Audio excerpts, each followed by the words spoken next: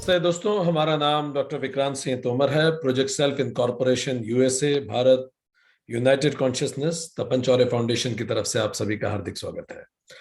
हम लोग योग सूत्र सीरीज का अध्ययन कर रहे हैं और आज 32वां सेशन।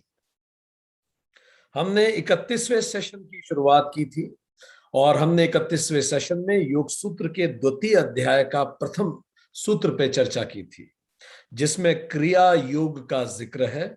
और उसी चर्चा को आगे बढ़ाते हुए आज के सेशन में हम अगला पॉइंट पे चर्चा करेंगे। हमने अध्याय 2 पहले सूत्र में पढ़ा था, तपः स्वाध्याय ईश्वर प्राणिधानानि क्रिया योगः। आज इससे पिछले सेशन में हम तप और स्वाध्याय पढ़ चुके हैं। आज ईश्वर प्राणिधान पे बात शुरू करेंगे। ईश्वर प्राणिधान को हम बस छू के निकलेंगे, क्योंकि इस बहुत विस्तार से ईश्वर प्राणिधान पे चर्चा सेशन 21 और 22 में हो चुकी है। ईश्वर, जहां तक हमने पहले पढ़ा, तप और स्वाध्याय। तप और स्वाध्याय में हमने जाना कि हम खुद के जीवन के पर्पस ऑफ लाइफ को समझें।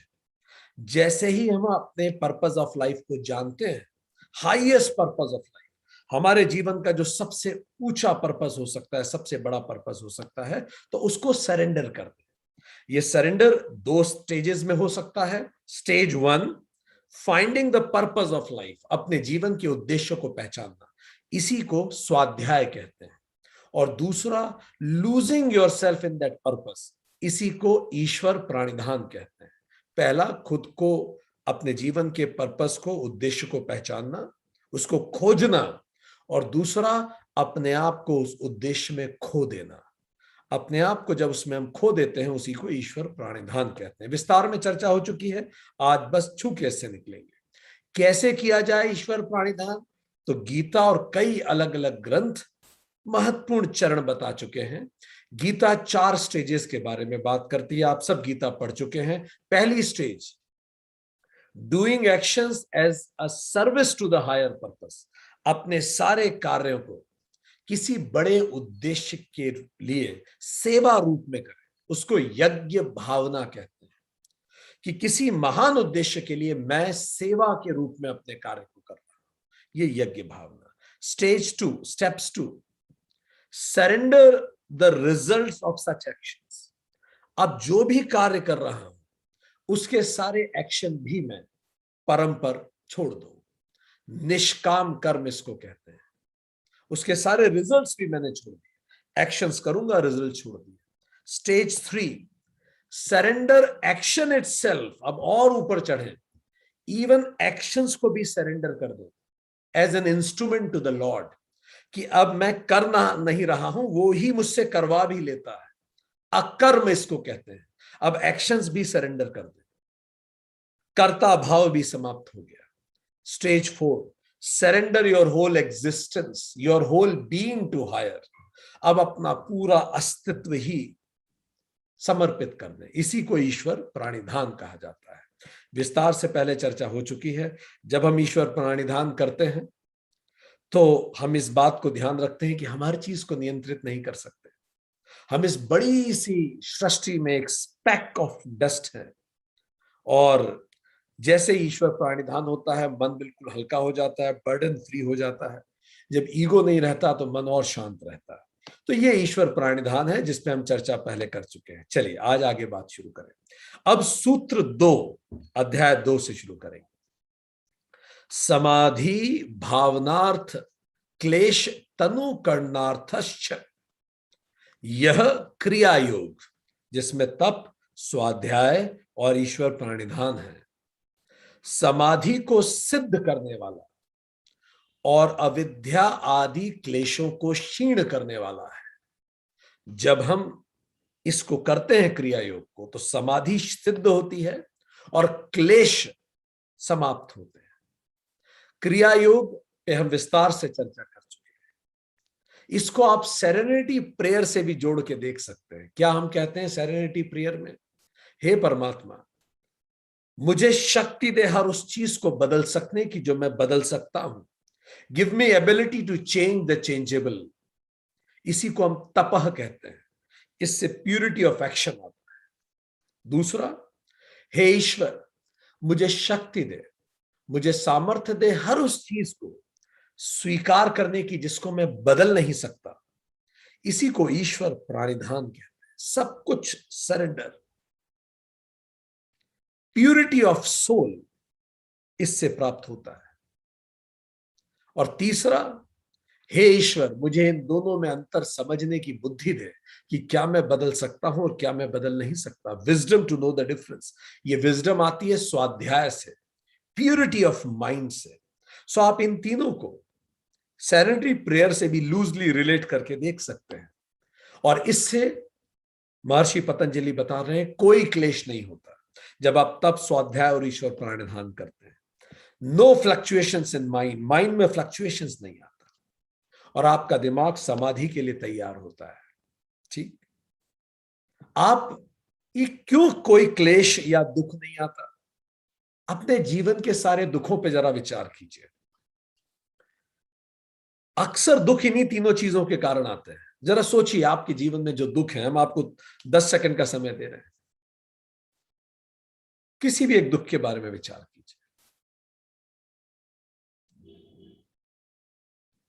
कोई गलत आदत ना छोड़ पा रहे हो, पूरी मेहनत नहीं कर पा रहे हो, डिटर्मिनेशन नहीं है, काम टाल देते हैं, या जो भी कुछ भी हो सकता है।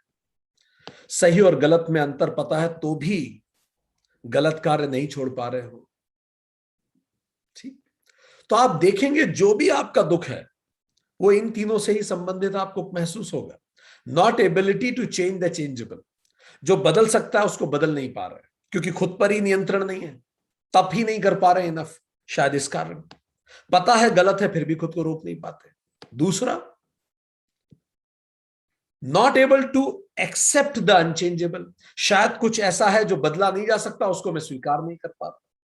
किसी की मृत्यु हो गई, किसी ने धोखा दे दिया, किसी व्यक्ति का व्यवहार मुझे पसंद नहीं आ रहा, मैं किसी दूसरे को तो बदल नहीं सकता। कोई पुरानी घटनाएं बार बार याद आती है, अब उनको तो बदल नहीं सकता। मन बार बार भटकता है उन चीजों में, बार बार दुखी होता है। जैसे कृष्ण गीता में कहते हैं अचंचय महाबाहो, निश्चित है मन भटकता है। 6.35 वर्ष। तो कई बार इस कारण भी दुख होता है, इसलिए हम दुखी हैं, किसी चीज को स्वीकार नहीं कर पा रहे। और शायद ये भी है कि हमें ये समझ में नहीं आता क्या हम बदल सकते हैं क्या नहीं बदल सकते, इसीलिए भी दुखी रहते हैं। दूसरे सूत्र ने बताया ये कि यही क्रिया योग क्लेश को समाप्त कर देता है। तो अब प्रश्न उठता है ये क्लेश क्या है, इसको जानना स्वाभाविक रूप से महत्वपूर्ण है। सूत्र 3 अध्याय 2 का, जिस पे आज हम संवाद शुरू करेंगे, वो उन क्लेशों को समझाता है, बताता है, उनका नाम का जिक्र करता है, कौन से क्लेश हैं। और आज उसमें से एक क्लेश पे हम चर्चा शुरू करेंगे। सूत्र 3, अविद्या, अस्मिता, राग, द्वेष, अभिनिवेश, क्लेशा। ये है 5 क्लेश। देर आर 5 एफ्लिक्शंस और मिजरीज जो क्रिया योग से समाप्त होंगी। कौन सी है 5? अविद्या, अस्मिता, राग, द्वेष, अभिनिवेश। एक एक करके इनको समझेंगे हम। अविद्या मतलब स्पिरिचुअल फॉरगेटिंग और इग्नोरेंस। अस्मिता मतलब आईनेस, द ईगो सेंस। राग, अटैचमेंट, लाइकिंग। द्वेष, अवर्जन, रिपल्शन, किसी चीज से दूर होने का प्रयास करना। अभिनिवेश, फियर ऑफ डेथ, मृत्यु का भय। क्लिंगिंग टू लाइफ, जीवन को पकड़ने की चाह। चलिए थोड़ा सा इनको पहचाने, इनको अलग से विस्तार में चर्चा करेंगे, पर थोड़ा सा एक मोटे रूप से इन्हें पहचानने की कोशिश करते हैं। ठीक, हम आपसे कुछ प्रश्न पूछते हैं, आप याद करते चाहिए। ठीक है, आंख बंद कीजिए और जरा सोचिए, आपके जीवन के सबसे बड़े भय क्या है? क्या सबसे बड़ा भय है आपके जीवन का? सोचिए।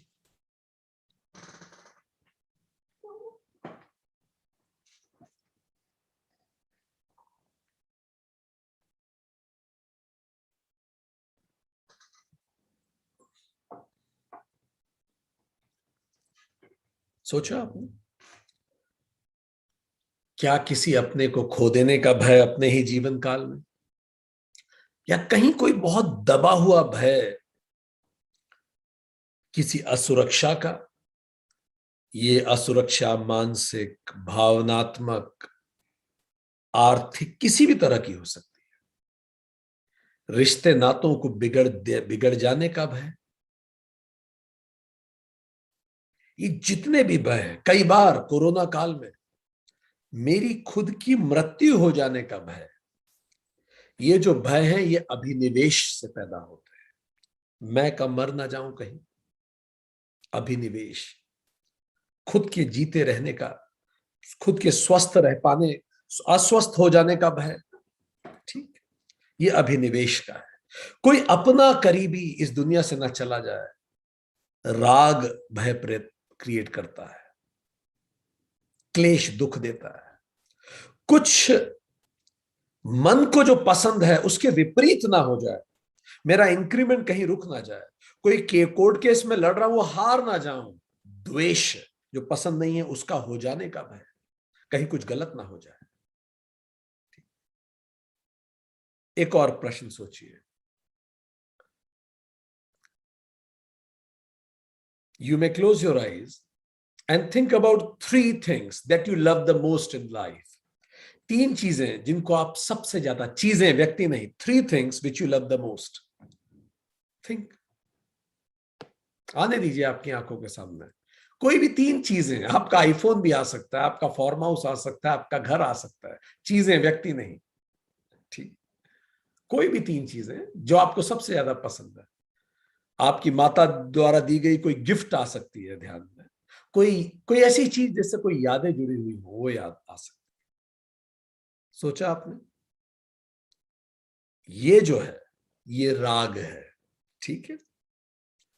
अब ऐसे तीन लोगों के बारे में सोचिए जिनसे आपकी पटती नहीं है बहुत। आंख बंद कीजिए, थिंक ऑफ थ्री पीपल जिनसे आपकी बहुत पटती नहीं है, या जितनी पटनी चाहिए, जितनी ट्यूनिंग होनी चाहिए उतनी नहीं है ट्यूनिंग। थिंक।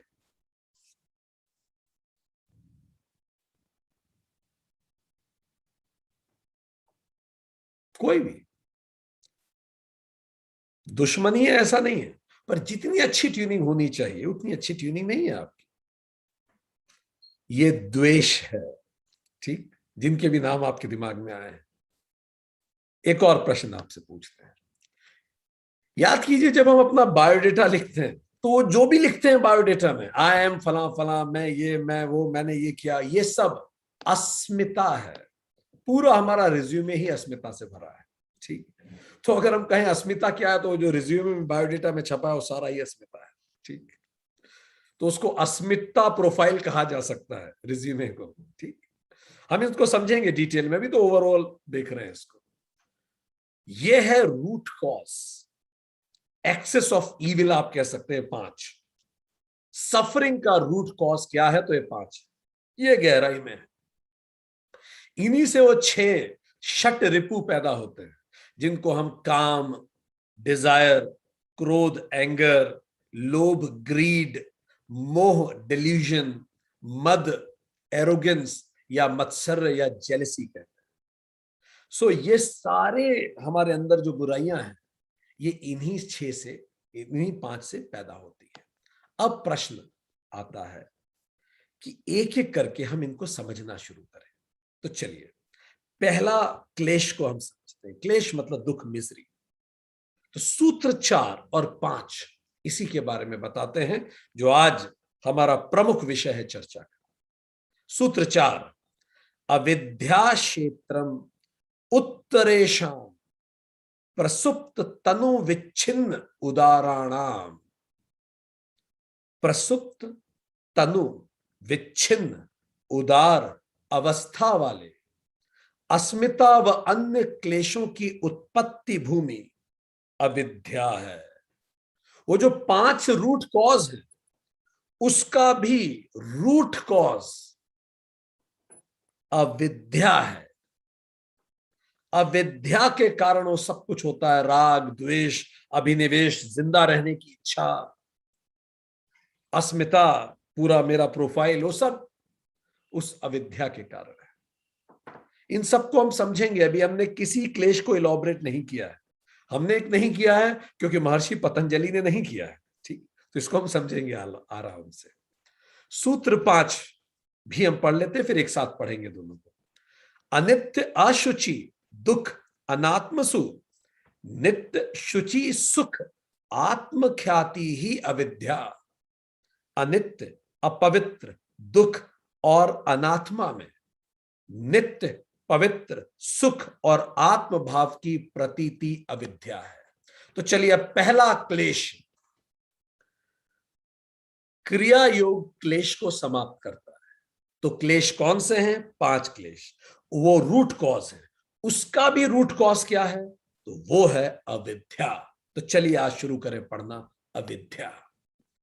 अविद्या शब्द विद से बना है। विद का मतलब टू नो, जानना। विद्या का मतलब to know things as it is, सही ढंग से जानना, स्पष्ट जानना, जैसी चीजें हैं वैसी जानना, इसको विद्या कहते हैं। इसी विद धातु से वेद भी बने हैं, टू नो, विद। तो विद्या का मतलब knowing things as it is, जो चीज जैसी है वैसे जानना। ठीक, तो फिर अविद्या क्या हो गया?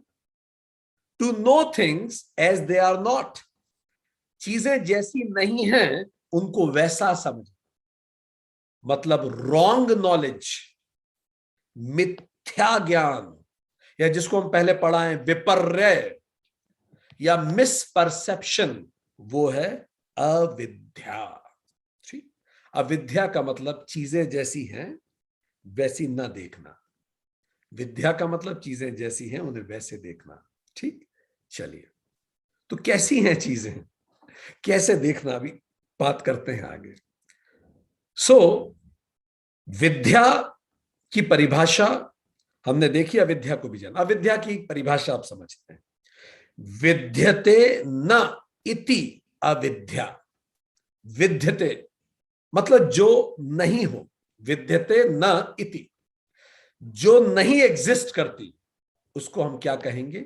अविद्या। Something that does not exist, उसको हम कहेंगे अविद्या। ठीक, जो नहीं है उसको हम अविद्या कहेंगे। तो फिर विद्या क्या है? विद्या सा विद्या या विमुक्तये, विद्या वो है जो मुक्त करे। तो विद्या और अविद्या दोनों की परिभाषा हमने देखी। अविद्या क्या है? विद्यते न इति अविद्या। और विद्या क्या है? सा विद्या या विमुक्तये, वो जिसको जान के आप मुक्त हो जाते हैं, वो है विद्या, जो स्वतंत्र करे। और अविद्या क्या है? जो परतंत्र करे, जो बांध ले, जो रोक ले, स्वतंत्र ना होने दे, वो अविद्या है। शास्त्रों में एक बड़ी प्रसिद्ध कहानी आती है, प्रसंग वर्ष फिर से आपको बताते हैं। 10 व्यापारियों का गुट व्यापार करने निकला, रास्ते में नदी आई, तैर के उस तरफ पहुंचे। जैसे ही वहां पहुंचे, कंफ्यूज हो गए कि हम में से कोई एक बह तो नहीं गया। तो उनमें से एक बुद्धिजीवी ने गिनना चालू किया, 1 2 3 4 5 6 7 8 9, 9 ही रह गए।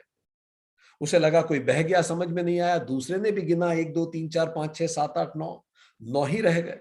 एक एक करके 10 ने गिन लिया, पर गिनती 9 ही रह गई। विलाप करने लगे, रोने लगे कि हम किस मुहूर्त में निकले और हमारा एक साथी बह गया। वहीं सामने से एक संत निकले। जब संत ने उनसे पूछा कि क्या माजरा है, उन्होंने बताया। तो संत ने जब 10 को देखा, तो संत ने बोला, तुम 10 हो तो उसने बोला, महाशय आप कैसी बात करते हैं, 9 ही तो है। देखिए मैं आपको गिन के बताता हूं, 1 2 3 4 5 6 7 8 9, 9 ही बचे हैं। हम में से कोई एक बह गया और इतने तनाव में है कि समझ में भी नहीं आ रहा बह कौन गया। संत मुस्कुरा के संत ने उत्तर दिया, मूर्ख, 10वें तुम हो, यू आर द 10th, दशम तुम असी, जिसको तुम गिनना भूल जाते हो, दशम तुम असी। अब जरा देखिए, वो 10 थे, पर वो इग्नोर कर रहे थे उस फैक्ट को, क्योंकि वो खुद को गिन ही नहीं रहे थे, वो खुद को काउंट ही नहीं कर रहे थे। तो 9 होना, ये विचार कि 9 ही है, अस्तित्व में नहीं था, ये फैक्ट नहीं है, तो ये कहां था? बस यहां था। विद्यते न इति अविद्या, जो है ही नहीं पर फिर भी आपको लग रहा है कि वो है। जैसे ये फैक्ट कि हम 10 नहीं हैं, ये गलत फैक्ट था, पर उनको तो लग रहा था, रो रहे थे, विलाप कर रहे थे। जैसे ये फैक्ट कि कोई व्यक्ति इस दुनिया से चला जाता है, हमें लगता है कोई चला गया, पर कभी कोई जाता भी नहीं है, पर हमें वो लगता है कि वो चला गया। सो विद्यते, जो नहीं है पर हमें लगता है। और जैसे ही हमें ज्ञान मिलता है, उसने बताया कि 10वें तुम हो, तुम खुद को गिनना भूल गए। अब ये विद्या का संचार हुआ, कुछ नया नहीं अर्जित हो गया। इसीलिए इंग्लिश में लूजली अविद्या को ट्रांसलेट किया जाता है इग्नोरेंस। इग्नोर शब्द इंटरेस्टिंग है। इग्नोर मतलब कुछ है, जैसे आप एक रेस्टोरेंट में गए और आप अपने साथियों के साथ खाना खा रहे हैं, आप किसी के साथ खाना खा रहे हैं, इतनी भीड़ है वहां, सब लोग आपस में बात कर रहे हैं, पर आप देखिए आप कैसे उसकी बात सुन पाते हैं, आप उस पर फोकस करके अपनी बात कह पाते हैं, वो आपकी बात सुन पाता है, इतना शोर है, पर फिर भी आप एक दूसरे पे फोकस कर रहे हैं, और बाकियों को आपने क्या कर दिया? इग्नोर। मतलब उनकी प्रेजेंस तो है पर आप नहीं देख रहे। जैसे उस 10वें की प्रेजेंस तो है पर आप अपने ध्यान में उसे ला ही नहीं रहे। सो जब हम अपने जीवन में अपने स्पिरिचुअल नेचर को इग्नोर कर देते हैं और खुद को इस हार्ड मास का साइकोलॉजिकल फिजिकल एंटिटी ही मानने लगते हैं, तो इसको क्या कहते हैं? इग्नोरेंस। हम एक फैक्ट को इग्नोर कर रहे हैं। इसीलिए एक दूसरा इसको शब्द दिया जा सकता है विद्या को, स्पिरिचुअल फॉरगेटिंग। हम स्पिरिचुअल फॉरगेटिंग कर देते हैं, इसी को अविद्या कहते हैं। तो अविद्या is what? It is spiritual forgetting. हम इग्नोर कर रहे हैं उस फैक्ट को जानबूझ के, क्योंकि आंखें जो दिखा रही हैं हम उसी में कनेक्ट कर पा रहे हैं खुद को। ठीक, तो ये तो हो गया अविद्या क्या है। अब अविद्या कैसे कार्य करती है? तो अविद्या के दो कार्य हैं, they are two dual functions. पहला इज कॉल्ड आवरण, वेल, कवर कर लेना। दूसरा इज कॉल्ड विक्षेप, प्रोजेक्ट करना। मतलब सत्य को कवर कर लें और असत्य को प्रोजेक्ट करें, फैक्ट को कवर कर लें और इल्यूजन को प्रोजेक्ट करें। यह काम करती है अविद्या। तो एक एक करके दोनों कार्य को समझे। आवरण मतलब to cover the truth. Truth क्या? आर स्पिरिचुअल बीइंग, हमारा अनंत होना, वो ट्रूथ है, और उसको तो कवर कर लिया जाए और प्रोजेक्ट किया जाए जो टेम्पररी है, प्रोजेक्ट किया जाए जो असत्य है। ठीक। सो विवेकानंद कहा करते थे, मैं उस परमात्मा की सेवा करता हूं जिसको मूर्ख लोग मनुष्य कहते हैं। इसका मतलब विवेकानंद व्यक्ति के अंदर उस ट्रुथ को देख पाते थे। तो जब हम व्यक्ति के अंदर भी ट्रुथ को देख पाते हैं, उस आत्मा को देख पाते हैं, उस अनंत को देख पाते हैं, तो हम अविद्या के शिकार नहीं होते। इसलिए आदि शंकराचार्य कहते हैं ब्रह्मम सत्यम जगत मिथ्या। ब्रह्म सत्य है, जगत मिथ्या है। इसीलिए नील बोहर जो फादर ऑफ क्वांटम फिजिक्स थे हैं, वो कहते हैं कॉन्शियसनेस इज फंडामेंटल। आप कुछ भी देखें, आप देखें ये सब कॉन्शियसनेस के ही फॉर्मेशंस हैं। इसलिए एर्विन श्रोडिंगर कहते हैं consciousness is singular, there is no multiplicity of the selfs. हम दिखते बहुत सारे हैं पर हम एक ही हैं, उसी कॉन्शियसनेस से। इसीलिए भगवान कृष्ण गीता में कहते हैं हजारों में से कोई एक प्रयत्न करता है देख पाने का सत्य को, और उसमें से भी कोई बिरला मुझे जान पाता है। याद कीजिए अध्याय 7 सूत्र 3, क्योंकि मेरी परा और अपरा प्रकृति है। एक मेरी प्रकृति है परा जो दिखती नहीं, और दूसरी प्रकृति है अपरा जो दिखती है। तो सब उसी प्रकृति को से अटैच हो जाते हैं और उसी को। तो अविद्या क्या करती है? सत्य को तो कवर कर देती। कॉन्शियसनेस दिखती कहां है? एटम दिखता कहां है? क्वार्क दिखते कहां है? वाइब्रेशंस दिखते कहां है? दिखते तो लैपटॉप, पानी, ग्लास, और हम लोग हार्ड मास के लोग हैं। तो जो सत्य है वो तो कवर हो जाता है।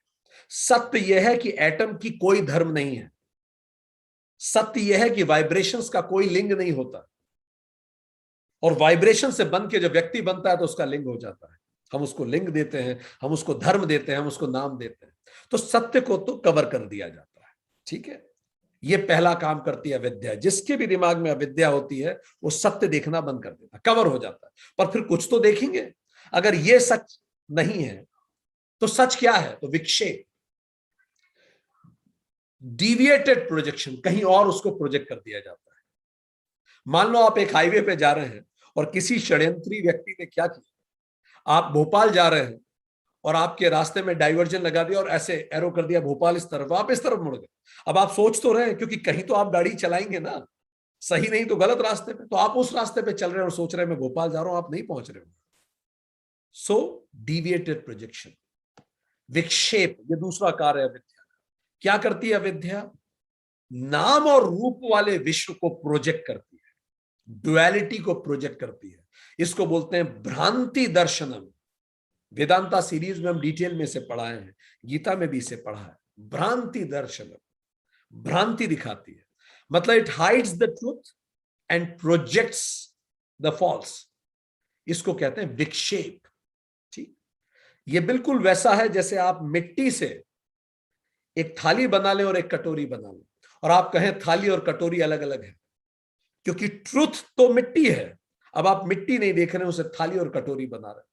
हाँ, और उस थाली पे आप एक चाइनीज ड्राइंग कर दीजिए, फिर आप बोलिए चाइनीज थाली है और ये भारतीय कटोरी, और ये एक दूसरे के साथ नहीं रह सकते, क्योंकि दोनों देश दुश्मन है। ठीक, सो द पॉइंट इज, जबकि है दोनों क्ले ही, आप कुछ भी कर ले उसको, तो hide the truth projects the what is unreal. सोने को ना देख के उसके ऑर्नामेंट्स पे ध्यान देना, आत्मा ना देख के उसके शरीर पर ध्यान देना, ये सब विक्षेप है। सिंगुलैरिटी ना देख के प्लूरैलिटी या डुअलिटी पे ध्यान देना, घर में काम करने वाली मेड में महाकाल को ना देख पाना, आत्मा को ना देखना, व्यक्ति को आकलन उसके शरीर और उसकी बुद्धि से करना, इंटेलिजेंट व्यक्ति को ज्यादा सम्मान देना और लेस इंटेलिजेंट व्यक्ति को कम सम्मान देना, ये जानते हुए भी कि बुद्धि तो टेम्पररी है। कॉन्शियसनेस तो सबकी एक है, तो सम्मान तो सबका किया जाना चाहिए, क्योंकि परमात्मा तो सब में है, क्योंकि हम सब कॉन्शियसनेस में तो एक ही है। ये जानते हुए भी कि सन न कभी अस्त होता है न उगता है, तो भी सनराइज को देखना सनराइज को देखना बुरा नहीं है, पर उसे सनराइज मानना गलत है। देखने से प्रफुल्लित होना सुंदर बात है, क्योंकि सनराइज तो कभी होता ही नहीं है। भगवान कृष्ण कहते हैं, पर लोग मेरी माया से मोहित होकर दृश्य से परे मुझे जान ही नहीं पाते। अध्याय 7 सूत्र 13। इसीलिए कुछ लोग उस मूर्ति में भी परमात्मा देख पाते हैं। इसलिए आदि शंकराचार्य जब मूर्ति की पूजा करते हैं तो उसमें परम को देख पाते हैं। ऋग्वेद कहते हैं इंद्र अपनी शक्ति के द्वारा अनेक रूपों को धारण करता है, इतने सारे रूप। जगत जल बुद्ध बुद्धवत, ये जो जल का बुलबुला है ऐसा जगत। ठीक, तो ये तो दो कार्य हो गए अविद्या के। क्या करती है अविद्या? सत्य को छुपाती है और जो नॉट रियल है उसको प्रोजेक्ट करती है। ठीक, अब ये कैसे प्रोजेक्शंस होते हैं? तो 4 तरह के प्रोजेक्शन महर्षि पतंजलि ने बताया। 4 तरह के रॉन्ग प्रोजेक्शन होते हैं। सत्य को छुपा के रॉन्ग प्रोजेक्शन 4 तरह के होते हैं। पहला, सूत्र को याद कीजिए, सूत्र पहला, इट कवर्स नित्य एंड प्रोजेक्ट्स अनित्य। ये नित्य को कवर करता है और अनित्य को दिखाता है। ये पवित्र को कवर कर लेता है और अपवित्र को दिखाता है। ये दुख को कवर करता है और सुख को दिखाता है। ये आत्मा को कवर कर लेता है और अनात्मा को दिखाता है। इसका मतलब अविद्या के कारण व्यक्ति अनित्य को नित्य समझता है, अपवित्र को पवित्र समझता है, दुख को सुख समझता है और अनात्मा को आत्मा समझता है। अब जो आप समझेंगे वैसे ही तो आपके विचार बनेंगे, वैसे ही आपके कर्म होंगे, वैसे ही आपके भाव होंगे, वैसे ही आपके शब्द होंगे, वैसे ही आपकी हैबिट्स बनेंगी। जैसे थॉट्स वैसी फीलिंग्स, जैसी फीलिंग्स वैसे वर्ड्स, जैसे वर्ड्स वैसे एक्शंस, वैसे एक्शंस वैसी हैबिट्स, जैसी हैबिट्स वैसे संस्कार, जैसे संस्कार वैसा चरित्र, और जैसा चरित्र वैसी किस्मत, वैसा जीवन। तो जीवन के जो चक्र में हम फंसते हैं उसका कारण है ये 4 रॉन्ग प्रोजेक्शंस। चलिए एक एक करके समझते हैं। पहला, अनित्य में नित्य को देखना, सीइंग टेम्पररी एज परमानेंट। चलिए अपने आसपास फिर से देखते हैं कि अपने आसपास कोई ऐसी चीज, हमने ये देखा कि एक क्लेश है, अविद्या क्लेश है। याद कीजिए कोई सी ऐसी आपकी पसंद की वस्तु जो टूट गई और आप रोए थे, याद कीजिए, घूम गई और आप रोए थे, बचपन से लेकर आज तक आपका 60 साल का जीवन भले हो गया आज, कोई भी एक चीज याद कीजिए, कोई भी एक चीज जो टूट गई थी, खो गई थी, और आपकी आंखों में आंसू आए थे, रोए नहीं भी थे, आप दुखी हुए थे बहुत, याद कीजिए।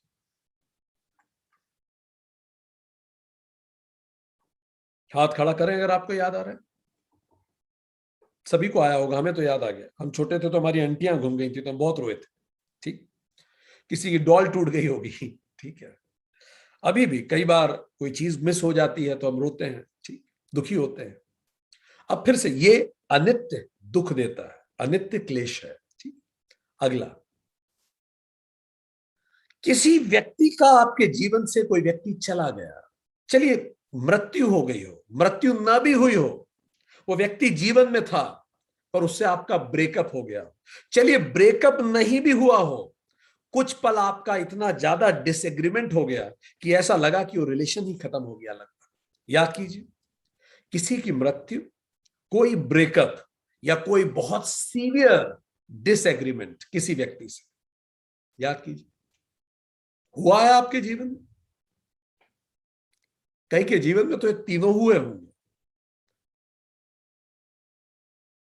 याद कीजिए, वो चेहरे याद कीजिए, वो समय याद कीजिए, हल्का सा हमें याद आता है, ठीक। व्यक्ति भी अनित्य होने के कारण दुख देता है, ठीक। कोई जगह याद कीजिए जो आपकी बहुत खूबसूरत फेवरेट जगह है और आपको वहां से जाना पड़ा, अब आप उस जगह नहीं है, ठीक। वो जगह कहीं भी हो सकती है। आप जब छोटे थे, क्लासरूम में जिस जगह आप बैठते थे, उस जगह किसी दिन कोई वो दूसरा आके बैठ गया, आप लड़ लिए थे उससे। जगह भी दर्द देती है। वस्तु, व्यक्ति, स्थान, प्रकृति, हर चीज जो अनित्य है वो दुख देगी ही देगी। जब हम अनित्य को ये सोच के मान लेते हैं कि ये हमेशा रहेगा, ये जगह, ये व्यक्ति, ये रिश्ता, ये 100% दुख देगा, ये क्लेश है। जब हम अनित्य को नित्य मानते हैं, हमें पता है वो, वी नो इट कि अनित्य है, पर क्या करें, वो व्यवहार में हम उसे याद नहीं रखते। हर जो भी चीज अनित्य उसकी बैदरिंग होती है, बैदरिंग। जैसे खंडहर, सुंदर मकान खंडहर बन जाते हैं, हम लोग भी तो खंडहर बनते हैं, नहीं बनते? ये देखिए ना, ये खींचिए अपनी स्किन को, ये देखिए, देखिए हमारी स्किन देखिए कितनी खिंच जाती है। आपकी खींच के देखिए, आपकी उम्र के अनुरूप स्किन खिंचेगी। इसी एक छोटे बच्चे की स्किन नहीं खिंचती, क्या हो रहा है? हमारी शरीर रूपी इमारत खंडहर बनना शुरू हो रही है, ठीक है। चश्मे लगने चालू हो गए, बाल उड़ने चालू हो गए, हार्ट हार्ट की प्रॉब्लम चालू हो गई, घुटना दुखना चालू हो गया, जरा में हांफने लगते हैं, कुछ सीढ़ियां चढ़ जाएं तो बैठना पड़ जाता है। ये सब चल क्या रहा है? ये सब क्या है? वही पॉइंट है। जैसे मां के गर्भ में 9 महीने में हम बने थे, ऐसे ही हम खत्म हो रहे हैं। एक एक दिन में खट से थोड़ी पैदा हो गए थे। देखें कि जाने का समय करीब आ रहा है। ये सब मेमोज ही तो है, परमात्मा के मेमो है। आंखें कमजोर हो गई है, सांस फूलने लगी है, चमड़ी शिथिल पड़ गई है, चमड़ी बिल्कुल पतली हो गई है, ठंड लगने लगी है, बहुत ज्यादा वेदरिंग हो रही है हमारी। हम जा रहे हैं पर फिर भी मन नहीं मानता ना, क्या करेंगे? यही दुख देता है। जब हम सत्य के पास हर पल रहेंगे तो हम उसको आत्मसात करेंगे। अस्थि मतलब 6 चीजें होती हैं जो भी अनित्य है, उसमें 6 चीजें। पहला, अस्थि वो आता है, जैसे हम गर्भ में आते, रूप में जायते वो पैदा होता है, बर्थ, वर्धते वो बड़ा होता है, जैसे हम बड़े हुए। विपर्यते फिर उसका रूपांतरण होता है, जिसको आप कहते हैं पबर्टी एज आ गई, अब वो लड़के से पुरुष बनेगा, रूपांतरण होगा। उपक्षीयते फिर उसकी एजिंग होगी, डीके होगा। उसके बाल उड़ेंगे, आंखें कमजोर हो जाएंगी, स्किन और शरीर कमजोर हो जाएगा, प्रणश्यति, उसकी मृत्यु हो जाती है। क्या हर व्यक्ति के साथ ऐसा होता है? ये 6 ही होता है। व्यक्ति तो छोड़िए दोस्तों, हर हर चीज के साथ ऐसा होता है। मकान भी पहले आपके दिमाग में आता है, वूम में आता है, फिर आप उसे बनाते हैं, फिर वो पूरा खड़ा होता है, ग्रोज होता है, फिर उसकी वेदरिंग होती है, आप उसको मेंटेनेंस करते हैं, कुछ साल बाद वो टूटने लगता है, फिर वो एक दिन डिकम्पोज हो जाता है। व्यक्ति और मकान तो छोड़ दीजिए, बड़ी बड़ी सिविलाइजेशन ऐसी होती है। व्यक्ति तो चलिए कुछ साल जीता है, सभ्यताएं भी ऐसे ही खत्म होती है। ईरानी साम्राज्य हुए, यूनानी साम्राज्य हुआ करता था 800 बीसी से 30 एडी तक, उनकी लड़ाइयां चला करती थी ईरानी साम्राज्य से 650 बीसी से 650 एडी तक, खूब लड़े। फाइनली क्या हुआ? दोनों खत्म हो गए। ना यूनानी बचे ना ईरानी बचे, उनकी जगह आ गया रोमन साम्राज्य। तो रोमन साम्राज्य 265 बीसी से 670 476 एडी, बड़ा वैभव वाला। पर उसके साथ भी यही हुआ। क्या हुआ? ये 6 चरण सबके साथ होते हैं। वो आएगा, वो बड़ा होगा, उसका मेटामॉर्फोसिस होगा, वो अपने पूरे चरम पे जाएगा, और उसके बाद उसका डीके होगा और वो खत्म हो जाएगा। एक दिन रोमन साम्राज्य भी खत्म हो गया, ग्रेट रोमन साम्राज्य। कहते थे हर रोड रोम को जाती है, कोई रोड नहीं जाती रोम। वो खत्म हो गया, वो टूट गया। उसकी जगह आ गया बेजेंटाइन साम्राज्य और होली रोमन एम्पायर। बेजेंटाइन साम्राज्य चलता रहा 330 एडी से 1453 एडी तक। फिर उसकी जगह अरब साम्राज्य आ गया 623 से 1050 एडी। अरब की साम्राज्य की जगह तुर्क साम्राज्य आ गया 1050 से 1450 तक। फिर तुर्क और रोमन एम्पायर दोनों को खत्म कर दिया ऑटोमन एम्पायर ने। ऑटोमन एम्पायर आ गया 1450 से 1683 तक। फिर ऑटोमन एम्पायर को भी खत्म कर दिया गया, मॉडर्न यूरोपियन एम्पावर्स आ गई 1683 से 1945 तक। हम सब गुलाम हो गए, सारी दुनिया को यूरोप ने गुलाम कर दिया। हाँ, सारी सभ्यताएं खत्म होती चली गई ऐसे। फिर 1945 से 1990 के बीच में 2 ताकत आ गई, रशिया और यूएसए, दोनों भिड़ लिए, कोल्ड वॉर हो गई। 1990 में रशिया खत्म हो गई, यूएसएसआर टूट गया, थोड़ी शांति लोगों को हुई। 1990 और 2020 के बीच में पिछले 30 साल में चाइना और इंडिया सुपर पावर हो गई। ये सब ऐसे ही आता है, economic cycle, product life cycle, सब कुछ ऐसे ही खत्म हो जाएगा। और ये पावर स्ट्रगल साम्राज्यों में नहीं है, आपके घर के किचन में भी, महलों में भी। जिसका किचन पे कंट्रोल होता था बड़ा इंपॉर्टेंट होता था। इसलिए आज भी लोकसभा में कैबिनेट में कहा था किचन कैबिनेट, मतलब जो प्राइम मिनिस्टर के सबसे करीबी उनको किचन एंड कैबिनेट कहते हैं। तो ये सब टेम्पररी है। पर लगता क्यों नहीं है टेम्पररी? उसका कारण है क्योंकि हम एब्सोल्यूट में नहीं दे। अविद्या क्या है? विद्या जो चीज जैसी है वैसा देखना, अविद्या जो चीज जैसी है वैसे ना देखना। अगर हमें पता है हम टेम्पररी हैं तो लगता क्यों नहीं? हम तो इस शिद्दत से जीते हैं जैसे रोज ही जिएंगे, जिंदगी अनंत तक रहेंगे। देखिए, मच्छर 2 सप्ताह में मर जाता है, मच्छर की आयु 2 सप्ताह है, तितली की आयु 6 सप्ताह है। तो मच्छर की 3 पीढ़ियां देखेंगी तितली को, और 2 पीढ़ियां तो ये मानेंगी तितली अमर है क्योंकि वो 6 सप्ताह तक जीती है। गिलहरी 3 साल तक जीती है, तो तितलियों की पुश्तें देखेंगे एक ही गिलहरी, तो लगेगा कि गिलहरी तो अमर है। इंसान का अगर शरीर ठीक रहे तो 100 साल तक जी सकता है, तो गिलहरी की तो 30 जनरेशन एक ही इंसान को देखेंगे, तो गिलहरी को लगेगा ये तो अमर है भाई। कछुआ 250 साल जीता है, इंसान की जनरेशन उसी कछुए को देखेंगे, लगेगा कछुआ तो लगभग अमर हो। समुद्र में कई प्राणी हैं जो 500 साल जीते हैं,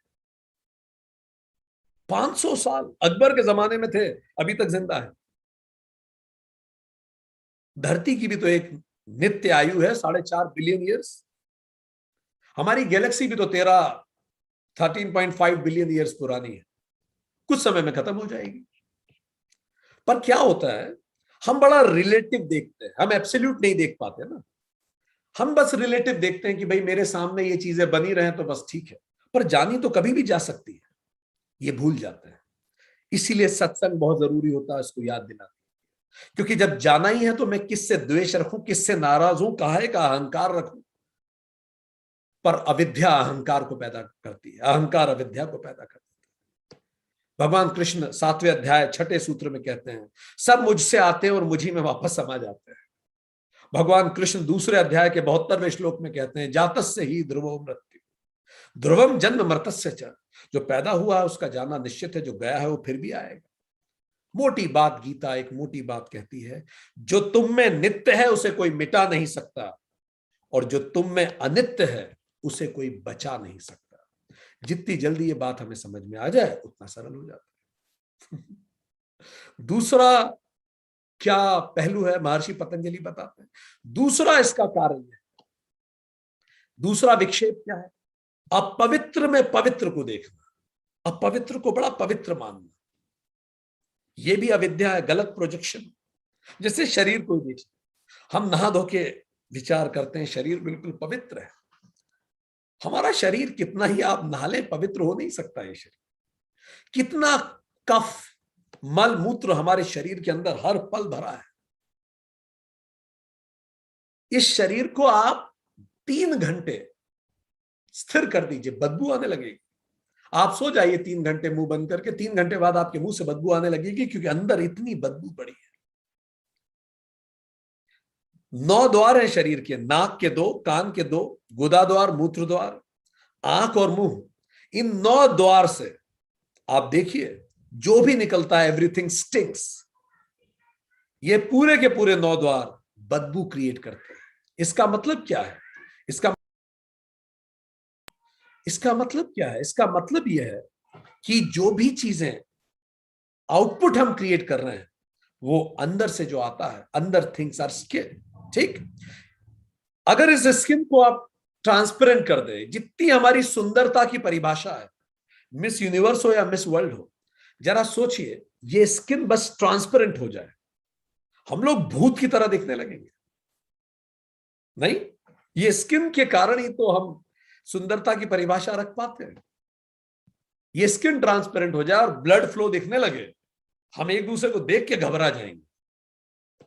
सो शरीर, बहुत सारी शरीर में रोग, इतने सारे बैक्टीरिया हमारे बॉडी के अंदर हर पल है। ये सब हमें लगता है पवित्र है, पर ये वैसा पवित्र नहीं। शरीर ही क्यों, इवन हमारे भाव नहीं।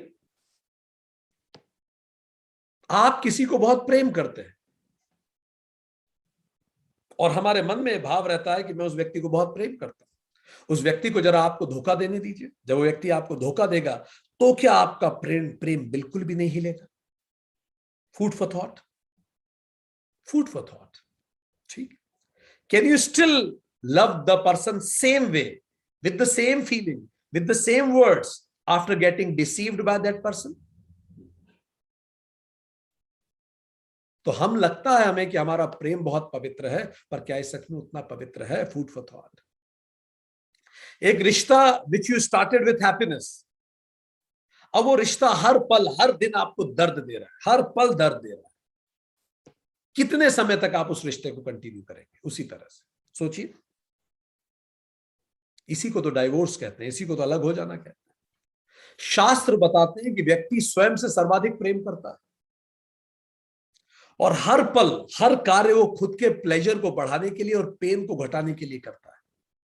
इवन जो लोग शहीद होते हैं देश के लिए, उनको देश की गुलामी की पीड़ा इतनी ज्यादा महसूस होती है कि अपने शरीर को छोड़ देने की पीड़ा कम लगती है उसकी तुलना में। तो आप किसी शहीद से पूछिए, इसलिए मुस्कुराते हुए जाते, क्योंकि शरीर को दे देने की पीड़ा कम है, पर माता को गुलाम नहीं देख सकते। इवन जो लोग आत्महत्या करते हैं वो भी आत्म प्रेम के कारण ही करते हैं। सोच के देखिए, व्यक्ति अपनी सबसे पसंदीदा व्यक्ति या वस्तु को भी छोड़ने को तैयार हो जाता है अगर वो उसके नियमित पेन का कारण बन जाए। सोचिए जरा, अपने जीवन में सोचिए, कोई आपकी प्रियतम वस्तु है या कोई व्यक्ति है, वो आपको हर पल सुबह दोपहर शाम दर्द दे रहा है। माता पिता तक अपने प्रिय बच्चों को छोड़ देते हैं। क्यों? क्योंकि हर पल हर समय व्यक्ति प्लेजर को मैक्सिमाइज और पेन को मिनिमाइज करना चाहता है। तो हमारे प्रेम के भाव भी शास्त्र कहते हैं जैसे हम सोचते हैं उतने पवित्र नहीं। विजयपत सिंघानिया, उनका और उनके बेटे में बड़ी दरार आ गई और वो अब सारी दुनिया को बता रहे हैं अपने बच्चों पे भरोसा मत करो। सो ये सब भाव हमें लगता है उतने पवित्र हैं, पर ये सब अविद्या है। जब किसी वस्तु की पसंद को हम जब किसी पसंद की वस्तु को आप देखें, तो जो आपको आनंद आता है उसको बोलते हैं प्रिय, आपको प्रिय महसूस होता है। जब आप उस वस्तु को पा लेते हैं तो आपको जो महसूस होता है उसको बोलते हैं मोद, मोद महसूस होता है। जब आप उस व्यक्ति का, वस्तु का उपभोग करते हैं, भोगते हैं उस वस्तु को, तो जो महसूस होता है उसको बोलते हैं प्रमोद। पर जैसे ही आप उससे अलग हो जाते हैं तो आनंद भी खत्म हो जाता है। वेदांत इसी बात को उठाता है। वेदांत में भूरा और एक राजा की कहानी, जिसमें भूरा समझाता है राजा को कि राजन, व्यक्ति सबसे ज्यादा प्रेम खुद को करता है, इसीलिए अगर किसी व्यक्ति की मौजूदगी में वो खुद को सबसे ज्यादा प्रेम कर सके तो वो उस व्यक्ति के साथ हमेशा रहना चाहता है, ताकि वो खुद को प्रेम कर सके, खुश रह सके। तो पसंद के व्यक्ति के पास रहने के लिए भी उसका प्रयोजन यह है कि वो व्यक्ति उसे सुख देता है, खुशी देता है। ठीक, सारा खेल हमारी मन का है, जो हमारे भाव हैं उनका सारा खेल है। चेकॉफ नाम के एक विद्वान राइटर हुए रशिया में, बड़ी सुंदर कहानी लिखते हैं, बड़े फेमस कहानीकार हैं रशिया के। कहते हैं एक व्यक्ति का बेटा ज्यादा योग्य नहीं था और इसलिए पिता पुत्र में अक्सर लड़ाइयां होती रहती थी। एक दिन बेटा घर छोड़ के चला गया अहंकार में अपने। बेटे को लगा कि पिता मनाएंगे, और पिता भी अपने अहंकार में कि तू जा, मैं भी देखता हूं कितने दिन तू सरवाइव करेगा। एक ही बेटा था और कोई था भी नहीं परिवार में, जीवन में। तो चेकॉफ लिखते हैं कि धीरे धीरे समय बीतने लगा, लड़का भी घबराया, पिता भी घबराया, दोनों के अहंकार के महल खंडर होने लगे। 10 साल बीत गए। अब पिता को अपनी मृत्यु करीब दिखने लगी। लगा कि ये सब किसके लिए, क्या करूंगा इस सब का, जब मेरा बेटा ही परेशान रहे। पर फिर भी अहंकार उसको आगे बढ़ने के लिए आगे बढ़ने नहीं दे रहा। उधर बेटे की भी ऐसा ही विचार चलते होंगे। एक बार उसके पास बेटे का एक पत्र आया कि मुझे पता नहीं मैं आऊंगा कि नहीं, पर अगर आप मुझसे मिलना चाहते हैं तो मैं इस जगह आपसे मिल सकता हूं। दिए हुए जगह पर पिता भी अपना अहंकार छोड़ के चला गया। मन में प्रेम भरा हुआ, सालों बाद अपने बच्चे को 10 साल बाद देखेगा। जिस सराय में कहा गया उस सराय में रुका। रात भर नींद भी ढंग से नहीं आ रही, एक्साइटमेंट में अपने बेटे को देखेगा। रात को 2:30 बजे किसी ने दरवाजा खटखटाया। ठंड की रात। इस व्यापारी ने दरवाजा खोला तो एक भिखारी दरवाजे पे दिखा, फटे हुए कपड़े, बड़े बड़े दाढ़ी मूछ। इसने उसे जोर से भगाया, भाग यहां से। भिखारी को वहां जो अटेंडेंट थे उनको बोल के बोला, इसको निकालो, ये मुझे बार बार डिस्टर्ब कर रहा है। भगा दिया उसे। ठंड बड़ी थी। सुबह जब व्यापारी उठा तो पता पड़ा कि बाहर एक भिखारी मर गया है सड़क पे। भीड़ लगी थी। चेकऑफ लिखते हैं कि यह व्यापारी भी देखने गया। जिज्ञासावश जब कपड़े उसने देखे उसके, तो महसूस हुआ ये तो वही भिखारी है जो कल रात को मेरे दरवाजे पे आया था, मैंने भगाया था उसे। और पास में जाके जब चेहरा देखा तो उसे याद आया ये तो मेरा ही बेटा है। फूट फूट के रोने लगा, बिलक बिलक के रोने लगा।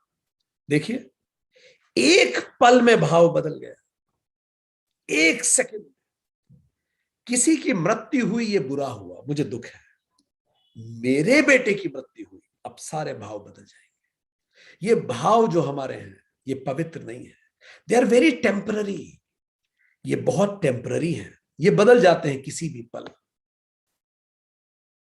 हम जो सोचते हैं और जो वास्तविकता है उसमें बहुत अंतर है। डैनियल गिलबर्ट नाम के एक विद्वान हुए, उन्होंने एक पुस्तक लिखी है, स्टम्बलिंग विथ हैप्पीनेस।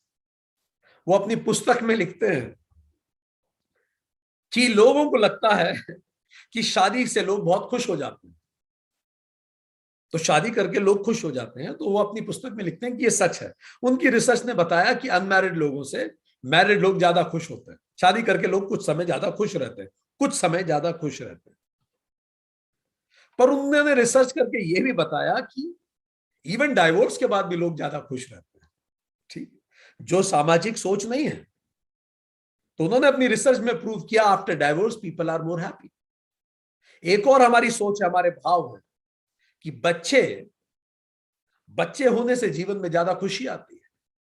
अपनी पुस्तक में रिसर्च के द्वारा डेनियल गिलबर्ट ये प्रूव करते हैं कि ये गलत है। उन्होंने विदेशों में रिसर्च करके ये पाया कि जो लोगों के कोई बच्चे नहीं है, non parents were more happy than the parents, उनसे ज्यादा खुश थे जिनके बच्चे थे उनसे। और जो पेरेंट्स हैं वो उनसे ज्यादा खुश हैं जिनके छोटे बच्चे हैं। यहां जो माएं सुन रही होंगी वो जानती हैं कि छोटे बच्चे मन को बड़ा प्रसन्न तो करते हैं, पर जिस कदर काम बढ़ता है वो कल्पनातीत है। आपका करियर, आपकी सेहत, आपकी नींद, आपकी प्यास, आपकी पिक्चर, आपकी हंसी, आपका एंजॉयमेंट, आपका सब कुछ एक तरह से बह के चला जाता है बच्चे के डायपर में जब बच्चा छोटा होता है। ठीक, सो द पॉइंट इज हमारे भाव भी पूरे पवित्र नहीं है। ठीक, आगे बढ़े। तीसरा, दुख में सुख को देखना। दुख में सुख के देखना, रिश्ते, परिवार, समाज, सभ्यता, संस्कृति, भौतिकता, जगत, इस सबको सुख समझना, ये तीसरी अविद्या है। ठीक, ये सब समाज में जो विकास हो रहा है, ये सब सुख है, ये तीसरी अविद्या है। विदेशों में और दुनिया भर में, आज भारत में भी एक विचारधारा बनी कि जितनी चॉइसेस व्यक्ति के पास होंगी उतनी ज्यादा फ्रीडम होगी, और जितनी फ्रीडम उतना सुख। पहले माता पिता जिससे बोलते थे शादी उससे हो जाती थी, अब चॉइस शादी में भी है। अब तो चॉइस जेंडर में भी है भाई, आपको मेल से शादी करनी है, फीमेल से शादी करनी, हर जगह चॉइस है। तो ये माना गया जितनी चॉइस उतनी फ्रीडम, जितनी फ्रीडम उतना सुख। एक पुस्तक लिखी है बैरी ने जो पुस्तक लिखी है, वो लिखते हैं, उस पुस्तक का नाम है paradox of choice. In that the writer writes कि आज जब आप मॉल में जाएं तो आपको 285 वैरायटी के कुकीज दिखते हैं, इतने बिस्किट्स। आज जो 60 साल की उम्र के लोग होंगे वो कल्पना नहीं कर सकते। 75 वैरायटी की चाय है, 230 वैरायटी के सूप्स मिलते हैं।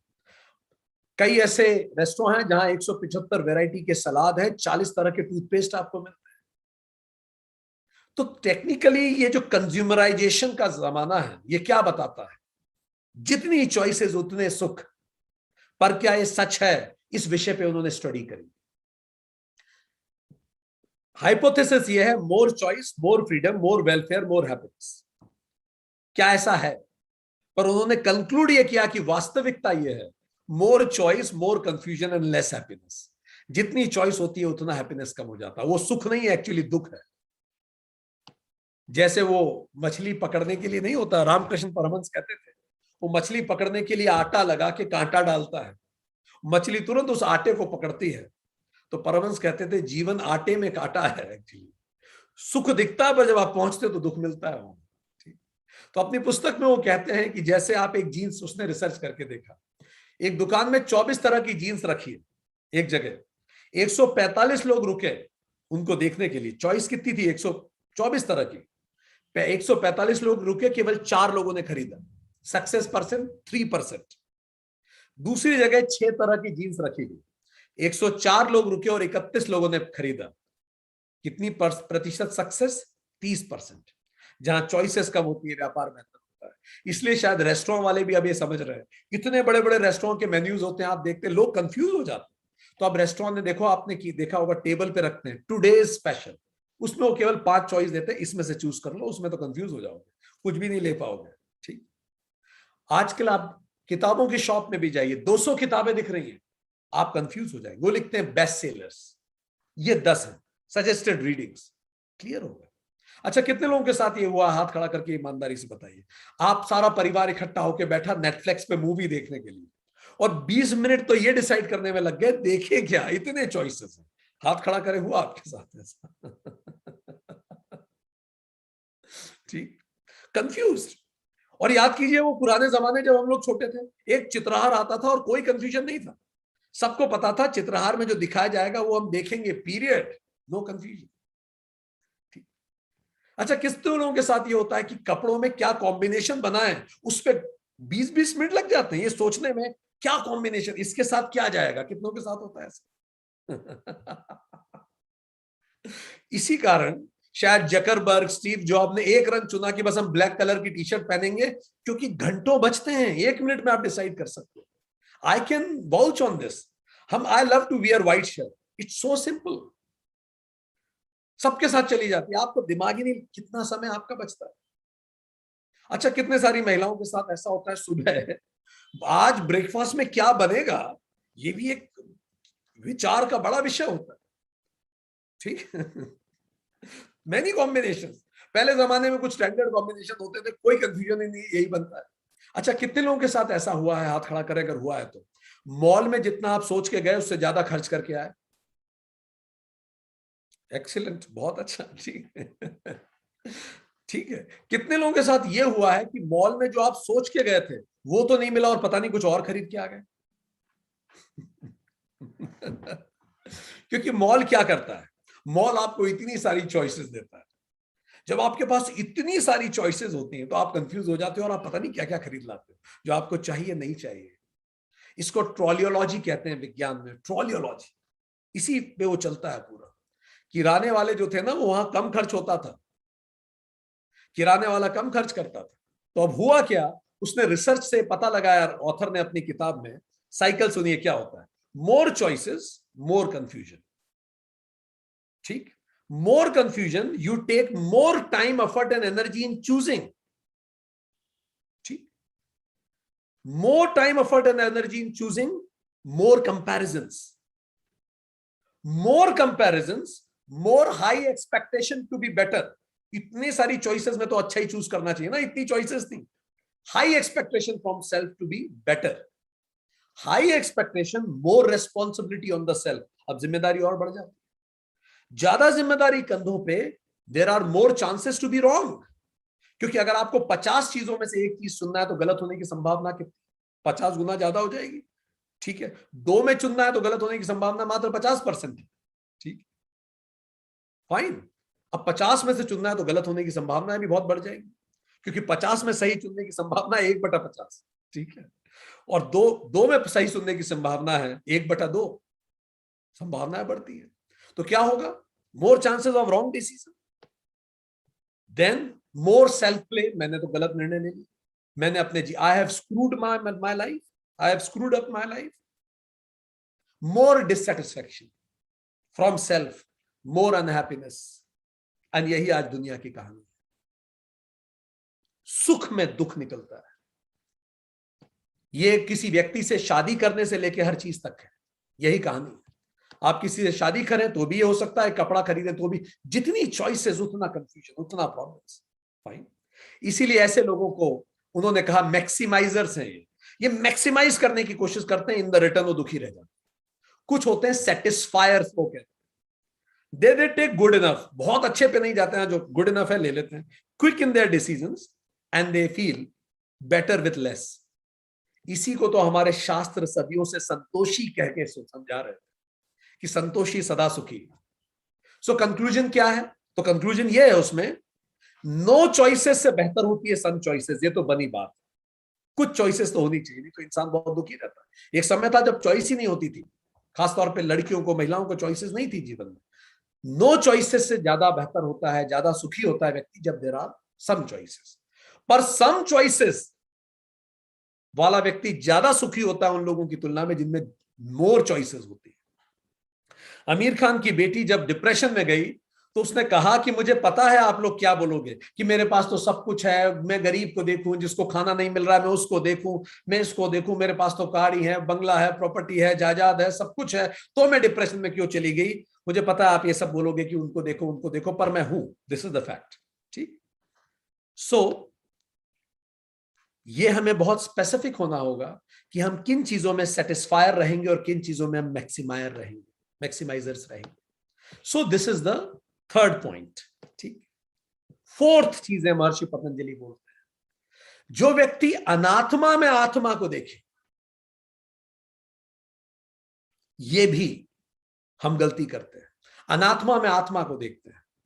कैसे देखते हैं, चलिए शुरू करें। 5 कोश याद है, वेदांता सीरीज पढ़िए 5 कोश के लिए अगर आप जानना चाहते हैं।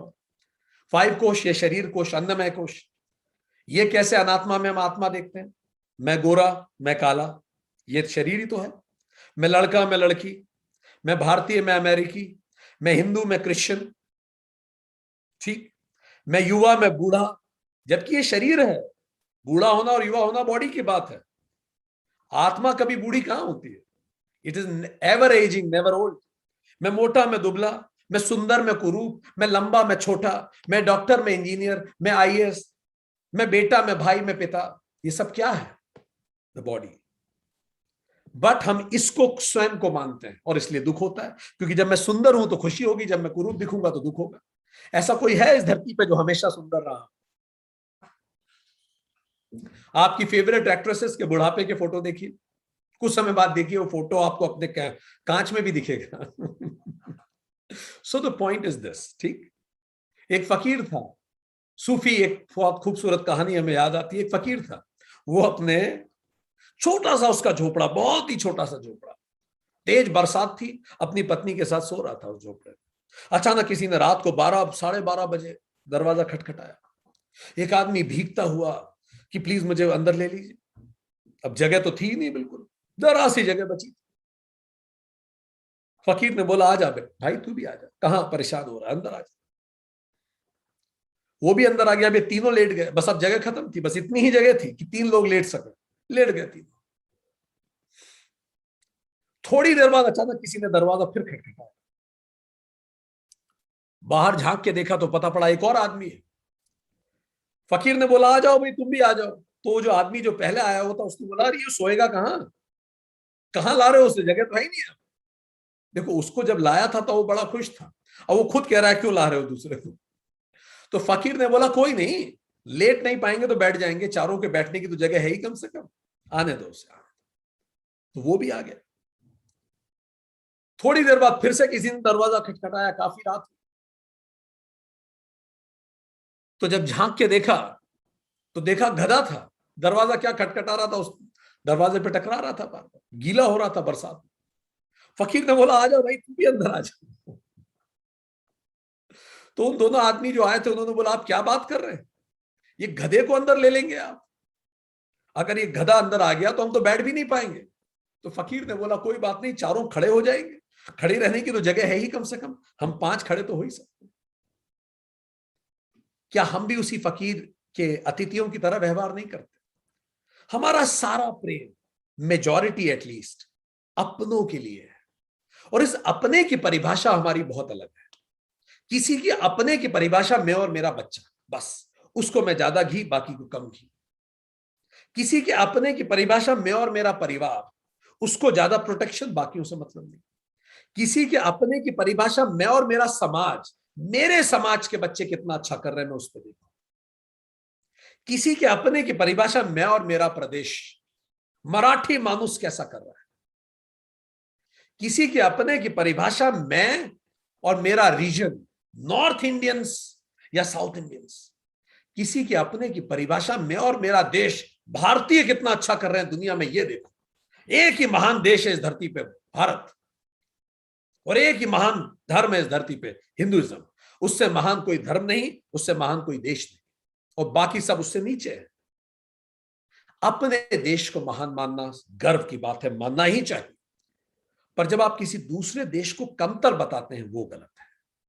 अपने धर्म को महान मानना गर्व की बात है, मानना ही चाहिए, पर किसी दूसरे धर्म की निंदा वो गलत है। तो हमारा सारा प्रेम करुणा लिमिटेड ब्रैकेट्स में है, वो हमारे शरीर से संबंधित रिश्तों पे है। ठीक, जबकि उस फकीर का तो अलग स्पीशीज के लिए भी था। जो प्रेम मेरा इंसान के लिए है, जो प्रेम मेरा मेरे घर के लोगों के लिए, वही मेरा अतिथि के लिए और वही मेरा जानवर के लिए भी है। दूसरा इज प्राणमय। ठीक, प्राणमय इज ये ऊर्जा, हमारी energy body, I am dull, I am energetic, I am fast, I am slow. ना आत्मा डल होती है, ना एनर्जेटिक, ना फास्ट होती है, ना स्लो होती है, ये सब भी टेम्पररी है। मनोमय, हमारा मनोमय कोश, हमारा मन, आज मैं सुखी, मैं दुखी, मैं गुस्सा, मैं एक्साइटेड, मैं इरिटेटेड, ये सब भी मन के भाव हैं। जब मैं खुद को इससे रिलेट करता हूं, मैं ना सुखी होता हूं ना दुखी होता हूं, ये मन है जो सुखी दुखी होता रहता है। या बुद्धि, मैं मूर्ख, मैं विद्वान, मैं कैपिटलिस्ट, मैं कम्युनिस्ट, मैं जर्नलिस्ट, मैं स्पेशलिस्ट, ये सब भी इस बुद्धि का खेल है। ना आत्मा इंटेलिजेंट होती है, ना मूर्ख होती है। सो ये सब चीजें, और ये चार जो हमारे देखने के तरीके में गलती है, इसके कारण हम इस प्रपंच में फंसे रहते हैं।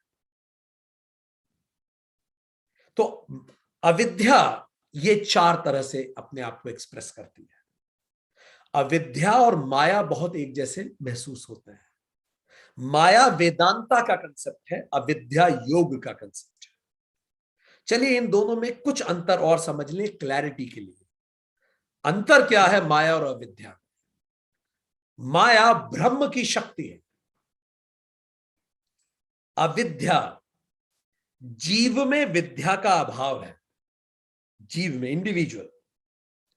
माया भावात्मक है, it is presence of something, it is the presence of creative power, जिससे पूरी दुनिया बनती है। अविद्या इज अभावात्मक, it is absence of right knowledge. माया इज कनेक्टेड विथ ईश्वर, माया ईश्वर से संबंधित है, ईश्वर की उपाधि है, क्योंकि ईश्वर माया से सृष्टि की रचना करता है। अविद्या जीव से संबंधित है, और जीव अविद्या के कारण कर्ता और भोक्ता बनता है। उसको लगता है कि मैं ही करता हूं और फिर मैं ही भुगतता हूं उन सब चीजों, सुख दुख में फंसता है। माया सत्व गुण प्रधान है, अविद्या तम गुण प्रधान है। So dear friends, let's have a quick summary of what we discuss today. आज हमने क्या बात की उस पर एक समराइज करते हैं, what all we discuss today. So we understood today, हमने बात शुरू की ईश्वर प्राणिधान से। हमने जाना ईश्वर प्राणिधान के दो स्टेजेस हैं। पहले स्वाध्याय के द्वारा खुद के पर्पस ऑफ लाइफ को जानना, उसके बाद अपने आप को उस पर्पस ऑफ लाइफ में सरेंडर करना, ईश्वर प्राणिधान है। इसके 4 स्टेप्स हैं। स्टेप नंबर 1 यज्ञ भावना, सेल्फलेस होके किसी बड़े उद्देश्य के लिए काम करना। दूसरा निष्काम कर्म, अपने कर्म के रिजल्ट्स को सरेंडर करना। तीसरा अकर्म, अकर्म इज अपने एक्शंस को भी सरेंडर करना। और चौथा ईश्वर प्राणिधान, खुद को सरेंडर कर देना। इसके बाद हमने ईश्वर प्राणिधान के बाद हमने अगले सूत्र में ये जाना, सूत्र 2 में हमने ये जाना कि क्रिया योग सारे क्लेश को दूर करता है जो अविद्या से जनित होते हैं। सो क्रिया योग में तप है, ability to change the changeable, you can relate it with it loosely. ईश्वर प्राणिधान, serenity to accept whatever is unchangeable, and स्वाध्याय is wisdom to know the difference। तब प्यूरिटी ऑफ एक्शन देता है, ईश्वर प्राणिधान प्यूरिटी ऑफ सोल देता है, स्वाध्याय purity of mind देता है। इससे क्लेश खत्म होते हैं, फ्लक्चुएशंस खत्म होते हैं, और हम समाधि के लिए रेडी होते हैं। इसके बाद फिर हमने सूत्र की बात की कि सूत्र 3 ये बताता है अविद्या, अस्मिता, राग, द्वेष, अभिनिवेश ये क्लेश है। क्लेश का मतलब मिजरीज, दुख या एफ्लिक्शन। अविद्या स्पिरिचुअल फॉरगेटिंग या इग्नोरेंस है, अस्मिता आइनेस या ईगो सेंस है, राग अटैचमेंट या लाइकिंग है, द्वेष अवर्जन रिपल्शन है, अभिनिवेश फियर ऑफ डेथ है, और क्लिंगिंग टू लाइफ है। यही 5 रूट कॉज हैं। एक्सेस ऑफ इविल है, इसी से 6 छठ रिपु पैदा होते हैं, काम, क्रोध, लोभ, मोह, मद और मत्सर। इस पे भी हमने बात की। फिर हमने आगे ये चर्चा की कि अब इज दैट केस, अब किस तरह से अविद्या क्या है और इसको कैसे डिफाइन किया जाता है। तो हमने उसकी डेफिनेशन में ये पढ़ा कि अविद्या की परिभाषा में हमने सूत्र में देखा, सूत्र 4 और 5 ने बताया कि सारे क्लेश अविद्या से शुरू होते हैं, और उसमें अविद्या की परिभाषा बताई, जो अनित्य में नित्य देखे, अपवित्र में पवित्र, अपवित्र को पवित्र देखे, और दुख में सुख देखे, और जो अनात्मा में अनात्मा में आत्मा देखे, इस तरह का जो गलत देखे, वो गलत देखना ही अविद्या है। तो अविद्या शब्द विद से बना, टू नो। विद्या का मतलब चीजों को सही देखना, अविद्या का मतलब मिथ्या ज्ञान या विपर्य या रॉन्ग नॉलेज। और हमने देखा परिभाषा है विद्यते न इति अविद्या, जो नहीं होता है फिर भी हमें लगता रहता है। हमने 10 व्यापारियों की कथा में देखा, वो केवल हमारा भ्रम होता है। अविद्या और विद्या सा विद्या या विमुक्त है, वो ज्ञान जो हमें मुक्त करे, स्वतंत्र करे। और इसीलिए इसको स्पिरिचुअल फॉरगेटिंग कहते हैं कि हम अपनी प्रकृति भूल जाते हैं। अविद्या के 2 कार्य होते हैं, आवरण मतलब वेल, कवरिंग। विक्षेप का मतलब कुछ और प्रोजेक्शन करना, जो सत्य को कवर करता है और असत्य को प्रोजेक्ट करता है। ये 2 इसके मुख्य कार्य होते हैं। ये विक्षेप 4 तरह के प्रमुख 4 विक्षेप होते हैं। जो 4 विक्षेप हैं, कब जो नित्य को छुपा ले और अनित्य को प्रोजेक्ट करे, पवित्र को छुपा के अपवित्र को प्रोजेक्ट करे, और दुख को छुपा के सुख को प्रोजेक्ट करे, आत्मा को छुपा के अनात्मा को प्रोजेक्ट करे। इसका मतलब अविद्या के कारण व्यक्ति अनित्य में नित्य को, अपवित्र में पवित्र को, दुख को दुख में सुख को देखता है और अनात्मा में आत्मा को देखता है।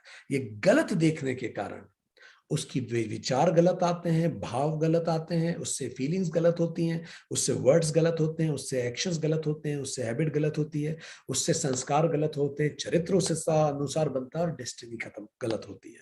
तो इन चारों को हमने आज डिटेल में चर्चा करी कि किस तरह से ये चारों हमें मूल रूप से कष्ट देते हैं, और इसी को अविद्या कहते हैं। माया और अविद्या में मूल अंतर है। माया वेदांत में का कंसेप्ट है, अविद्या योग का। माया ब्रह्म की शक्ति है, अविद्या जीव से संबंधित है। माया भावात्मक है, अविद्या भावात्मक है। माया से ईश्वर जगत की रचना करता है और अविद्या से जीव कर्ता और भोक्ता बनता है। माया सात्विक होती है और जीव तमगुण प्रधान होता है। अविद्या तमगुण प्रधान होती है। आज के लिए इतना ही। Thank you very much.